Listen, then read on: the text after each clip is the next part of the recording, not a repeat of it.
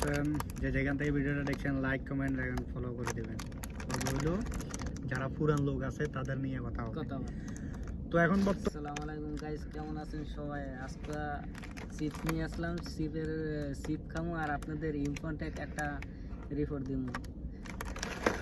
যে বিদেশের তো মনে করেন যে আমরা অনেকজনে আসি, অনেকজনে আসার পরে আমরা করি যে এইটা করলাম সেইটা করলাম, 8 লাখ 9 লাখ টাকা দিয়ে বিদেশে আসি। লাস্টে যে আমাদের পরিস্থিতি কি হয় এটা আমরা যারা প্রবাসী আছি তারা বুঝি, ঠিক আছে? বাড়ির তো এইটা কেউ বুঝে না। তো এই আজকে এই কথাটা লই হয় যে আমরা বিদেশে কি অবস্থায় আছি, কিভাবে কাজ কাম করি, কিভাবে না করি, এটা লই রিপোর্ট।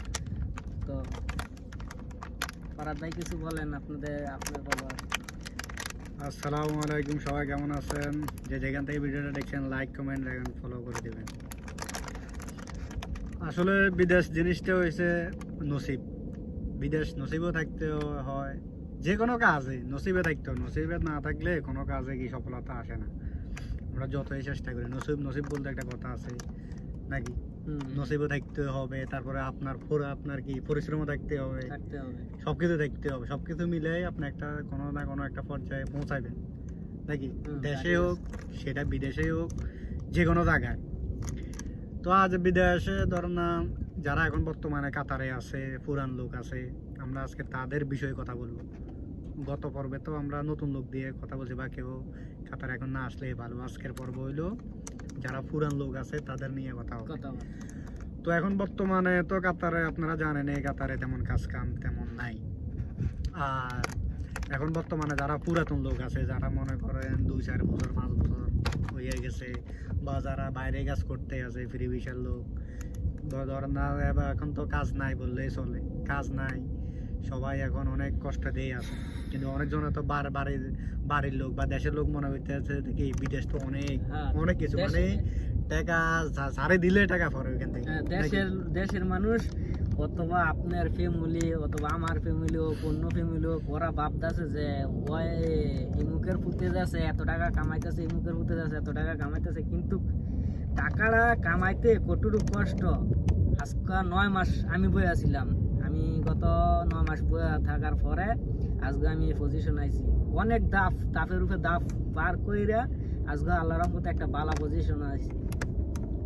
তো আমাদের একজন লোক ধরেন বন্ধু হয়ে আমাদের, উনিও আজকে অনেক বছর কাতারে আছে। এখন ওনার মুখ থেকে শুনুন, উনি তো বাইরে কাজ করে। ভাই বলেন। জি, আসসালামু আলাইকুম।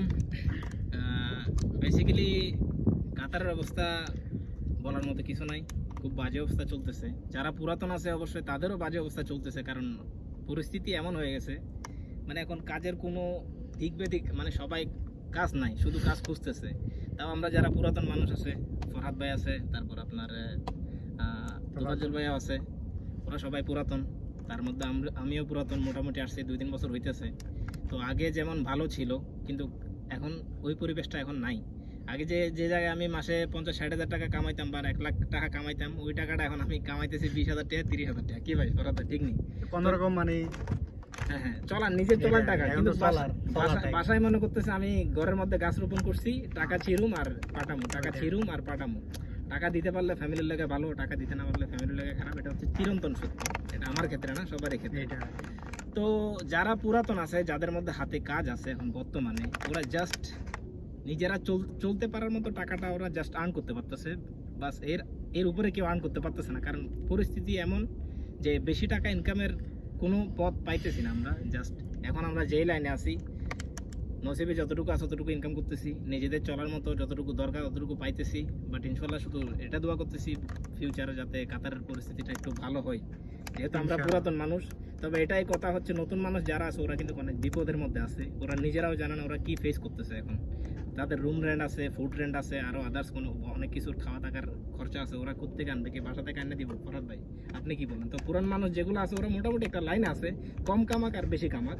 বাট নতুনরা কিন্তু অনেক বিপদ আছে অ্যাকচুয়ালি। নতুনরা তো মনে করেন প্রথমত তারা কিন্তু ভাষা জানে না, বা ভাষা জানলেও এখন তারা নতুন হয়েছে, মানে কার সাথে কিভাবে কথা বলতে হইব এখন ওইটা তো জানে না। আর কোন জায়গায় তাহলে কাজ পাইবো বা কি আসো বিষয় কিছুই জানে না, আর নতুন। যারা পুরাতন আছে, আইসে, এখানে আইসে বন্ধু আছে, বা এখানে বন্ধু আছে, ওইখানে বন্ধু আছে, এখান থেকে কল দিতেছে ওইখান থেকে কল দিতেছে, ভাই কি অবস্থা, কাজ কাম আছে নি? একটা কাজের মোটামুটি একটা চলার লাগিয়া রুম রেন্ট বা খানা খাওয়া খরচের লাগে মোটামুটি একটা কি খরচ হয়ে যাইতে আছে। ব্যবস্থা করতে কিন্তু যারা নতুন আসতেছে তাদের তো অবস্থা নাই, অবস্থা উড়ে খারাপ। কিন্তু যখন আমরা নতুন আছিলাম তখন আমাদেরও আমাদের সেম সেম অবস্থা, আমরা কিন্তু আমাদের সেম ফেস হইলো, কিন্তু ওই সময় আর এখন বর্তমানে অনেক অনেক বেশ রাতে দিনে তফাৎ আছে এখন। রাইতে দিনে তফাৎ হয়। তো তোফাজ্জল ভাই কিছু বলেন। তো আপনাদের সাথে আমাদের এই বিষয়ে কথা, আমাদের কি রিপোর্ট হয়, আমরা যে বিদেশে কি অবস্থায় আমরা আছি, কি রিপোর্ট আছি, এই রিপোর্টকে আপনাদেরকে একটা মেসেজ বানিয়ে দেওয়ার জন্য। তো আমাদের আইটিটারে ফলো করবেন, শেয়ার করবেন। এটা আছে না যে আমরা নিজে থেকে বানাই, ঠিক না। নিজে থেকে আমরা মনে করেন যে রাত্রে কাজ করি, এই কারণে আমরা ভিডিওটা রাত্রে বানাইল পরে আমরা জানি যে কি অবস্থা আছে, কি ডিসিশন আছে, সব নিয়েই এই আপনাদের সাথে ফেস হওয়া। তো আসলে আমি আপনাদের কাছে আশা করি যে আপনি আমার আইডিটা ফলো করবেন, শেয়ার করবেন, যে নতুন নিউজ দেওয়ার জন্য। তো ফারাদ ভাই কিছু কোন? ওকে, আমি কি গমু, তুমি তো বলেই দিছো এটা। আর আমরা তো সবাই কাজ করি আল্লাহর রহমতে, কাজ আছে আল্লাহ দিলে, তিনজনেরই কাজ আছে, কাজ আছে। আমরা বাস অবসর সময়টা মানে দর্শকদেরকে বা সবাইরে একটু বোঝানোর জন্য, ইনফরমেশন দেওয়ার জন্য এই ভিডিওটা করি এটাই। তো ওকে, সবাই ভালো থাকবেন, আল্লাহ হাফেজ। আসসালামু আলাইকুম।